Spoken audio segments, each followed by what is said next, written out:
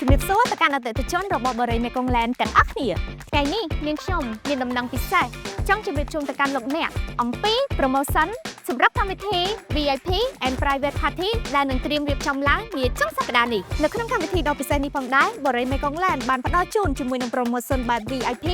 រួមមានការបញ្ចុះតម្លៃយ៉ាងច្រើនសន្ធឹកសន្ធាប់រហូតដល់ទៅ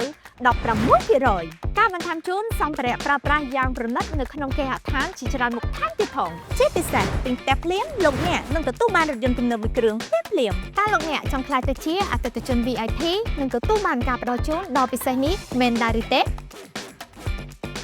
សូមទំនាក់ទំនងមកកាន់លេខទូរស័ព្ទ061 955 999 ឬចូលទៅកាន់ page ផ្លូវការរបស់បរិយាមេកុងឡែនឥឡូវនេះសូមបញ្ជាក់អតិថិជន VIP សម្រាប់តែ10នាក់ដំបូងការប៉ុណ្ណោះដើម្បីទទួលបានការអញ្ជើញចូលរួម Gala Dinner និងទទួលបាន promotion VIP និង Private Party ជួបគ្នាឆាប់ៗនេះ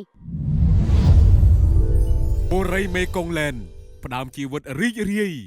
និងជោគជ័យនៅទីនេះ